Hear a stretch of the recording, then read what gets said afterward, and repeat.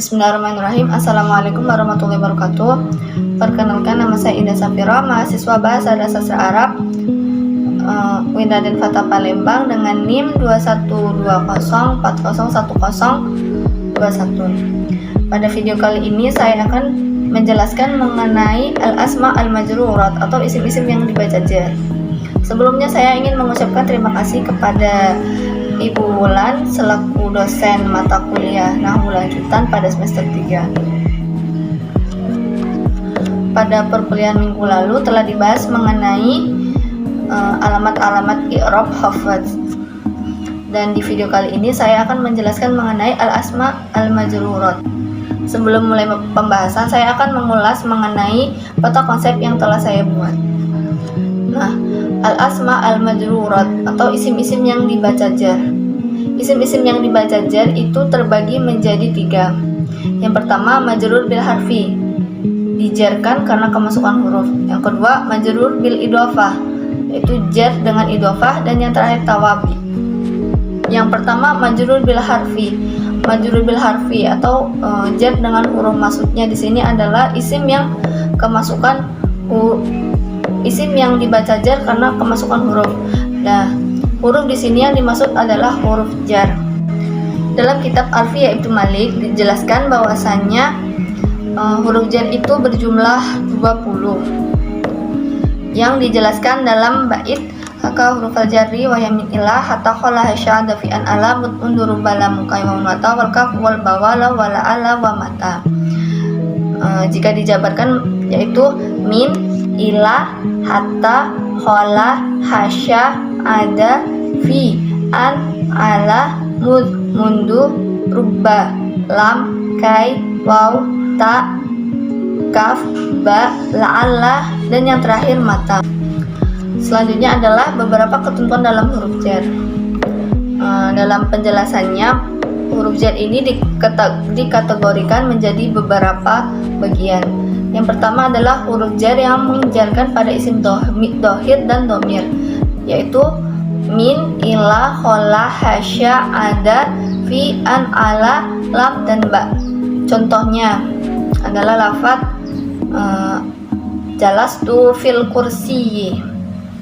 Fil kursi, jadi fi di situ merupakan huruf jar dan al kursi merupakan isim yang dijarkan oleh huruf fi. Nah, al kursi di situ merupakan isim domir, isim dohir. Contoh lainnya adalah zahabtu ilal masjidi. Ilal masjidi, ilah huruf jar dan al masjidi merupakan kalimat isim yang dijarkan oleh huruf jar ilah.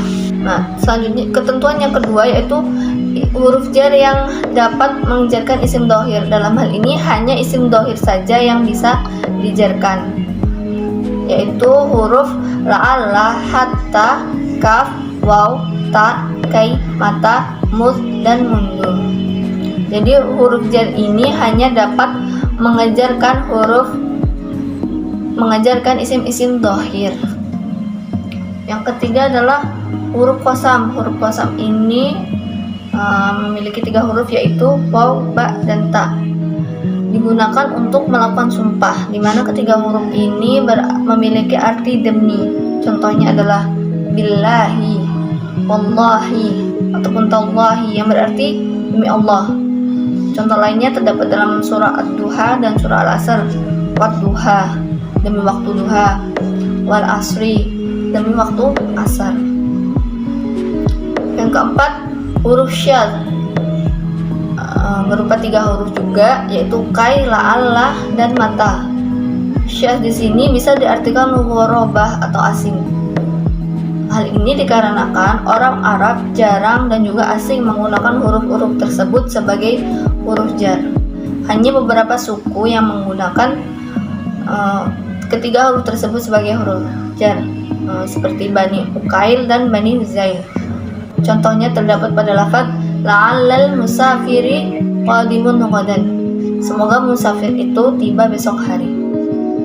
La'alla al-musafiri. Al-musafiri di situ merupakan isim yang dijarkan menggunakan huruf la'alla.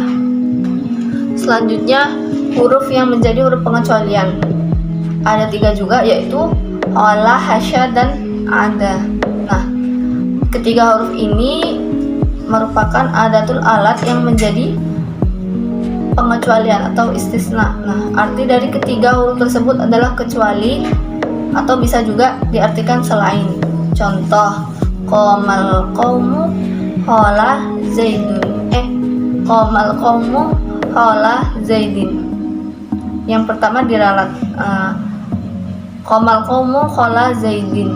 Jadi telah berdiri suatu kaum kecuali Zaid, atau bisa juga diartikan telah berdiri suatu kaum selain Zaid. Dan yang terakhir adalah huruf mud dan mundu. Jadi huruf mud dan mundu ini merupakan huruf yang menunjukkan penggunaan waktu pada suatu kalimat. Contohnya adalah alimna hadzal amri mundu sigharin. Nah, pada contoh yang saya tuliskan di PPT itu terdapat kesalahan dalam pengetikan. Seharusnya sigharin menjadi soghir. Seharusnya itu adalah lafaz sigharin, bukan soghiran. Alimna hadzal amru mundu sigharin. Kami telah mengetahui perkara tersebut sejak kecil. Nah, mundu di situ berarti sejak yang menunjukkan waktu masih kecil. Selanjutnya adalah pembahasan mengenai majrur bil idhofah atau majrur dikarenakan idhofah. Idhofah hiya nisbatun taqyidiyatun baina syai'aini tujibu litaniha zarron abadan. Idhofah merupakan nisbah taqyidiyah atau pertalian dua isim yang dapat menyebabkan isim yang kedua harus dibaca jar selamanya. Jadi idhofah ini berupa mudhof ilaih ini harus selalu dibaca jar. Nah, susunan idhofah ini terdiri dari dua kalimat atau lebih. Biasanya isim yang pertama disebut mudhof dan isim yang kedua disebut mudhof ilaih. Nah, mudhof ilaih inilah yang dibaca jar. Contohnya di situ adalah babul madrasati. Babu di situ menjadi isim yang pertama yaitu mudhof, dan al madrasati menjadi isim kedua yaitu mudhof ilaih dan dibaca jar al madrasati. Contoh lainnya dalam ayat Al-Qur'an terdapat pada surah An-Nas ayat pertama, qul a'udzu birabbin nas. Yang menjadi mudhof ilaih di situ adalah lafaz an-nasi, sedangkan mudhofnya adalah rabbi. Contoh lainnya juga terdapat pada surah An-Nasr ayat 1. Qul idza jaa nasrullahi wal fath. Yang menjadi mudhof ilaih ialah Allahi, lafaz Allahi. Jadi nasrullahi, nasru di situ mudhof dan Allahi menjadi mudhof ilaih. Dan asma al-majrurat yang terakhir adalah at-tawabi. Pada peta konsep telah digambarkan bahwasanya at-tawabi ini terbagi menjadi 4, yaitu na'at, taukid, ataf, dan badal. Nah, at-tawabi hiya matattabi'u ma qablaha fil i'rab raf'an nasban jaron. Jadi tawabi adalah kata yang mengikuti kata sebelumnya dalam hal i'rab, baik dalam hal i'rab baik rafa, nasab, dan jar. Nah, tawabi ini merupakan jamak dari lafaz tabi yang berarti pengikut. Dalam ketentuannya, tabi atau tawabi ini tidak hanya mengikuti dalam hal i'rab saja, melainkan juga mengikuti isim sebelumnya dari segi makrifah nakirah, mudzakkar muannas, mufrad, tasniyah, dan jamaknya. Jadi ada 4 hal yang diikuti, yaitu i'rab, nakirah ma'rifah, mudzakkar muannas, serta mufrad, tasniyah, dan jamaknya. Langsung saja masuk ke bagian tawabi yang pertama, yaitu na'at. An-na'tu huwa wasfun yusifu bihi ma qablahu wa yusamma bisifah. Na'at adalah sifat-sifat yang disifati dengan kata sebelumnya dan dinamai sifat. Jadi na'at ini merupakan kalimah yang menjelaskan sifat dari kalimah sebelumnya. Naat ini bisa juga disebut sifat. Nah, contohnya, askunu fil baiti al-wasi'i, saya tinggal di rumah yang luas. Yang menjadi naat atau tabi di situ adalah lafaz al-wasi'i. Al-wasi'i di situ disebut naat karena al-wasi'i menjelaskan sifat rumah, yaitu luas. Rumah yang luas. Saya tinggal di rumah yang luas. Sehingga al-wasi'i ini menjadi sifatnya al-baiti, yaitu luas. Nah, ketika mengi'rabi lafaz dari contoh tersebut, al-wasi'i bisa dinamai naat atau sifat. Nah, misalnya askunu fi'il mudhari marfu wa fa'iluhu dhamirun mustatirun taqdiruhu ana, fi harfu jar mabni, al-baiti ismun majrur bi harfi fi, al-wasi'i naat au sifat minal bait. Jadi di situ al-wasi'i dibaca jar karena mengikuti lafaz al-baiti yang dibaca jar. Nah, dalam hal ini jelas bahwasanya al-wasi'i ini mengikuti al-baiti dari segi i'rab, kemudian dari segi ma'rifahnya pun di situ al-baiti ma'rifah, al-wasi'i juga ma'rifah. Kemudian al-baiti di situ mufrad, al-wasi' juga mufrad. Kemudian al-baiti di situ mudzakkar, al-wasi' juga mudzakkar. Lanjut ke tawabi yang kedua, yaitu taukid. At-taukid wa tabi'un fil kalami lidaf'i ma qad yatawahhamuhu as-sami'u mimma laysa maqsudan. Taukid adalah isim yang mengikuti dalam suatu kalam atau kalimat untuk menolak sangkaan dari pendengar yang bukan sesuai maksud. Secara ringkasnya, taukid ini merupakan penguat dari suatu lafaz sehingga terhindar dari sangkaan yang salah dari pendengar. Contohnya di sini, marartu bi Muhammadin nafsihi. Lafaz yang menjadi taukid di situ adalah nafsihi. Jadi nafsihi ini menjadi taukid dari lafaz Muhammad, nafsihi. Tawabi yang ketiga yaitu atof.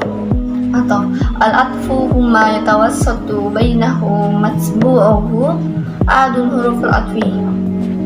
Pada ketikan PPT terdapat kesalahan pengetikan matsbu'uhu bukan matsbu'atun. Nah, jadi atof adalah kata yang menengahi di antaranya dan di antara kata yang diikutinya dengan salah satu huruf atof.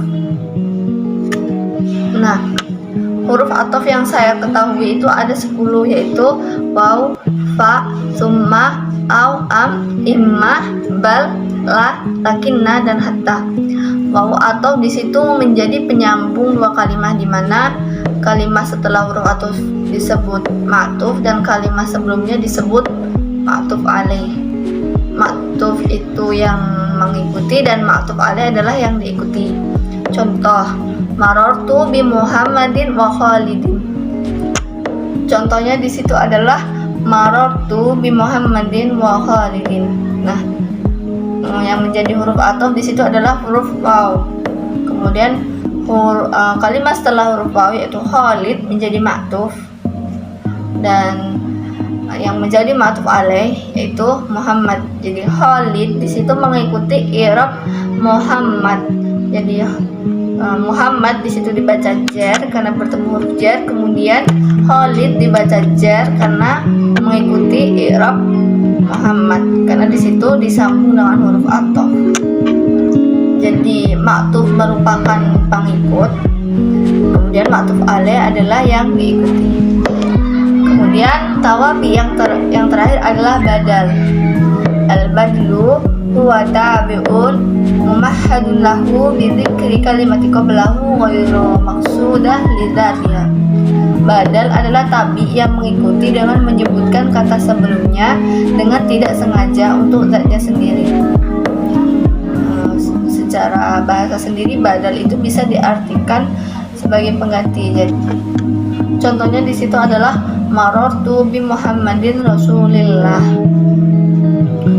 Yang menjadi badal di situ adalah Rasulillah, Rasuli.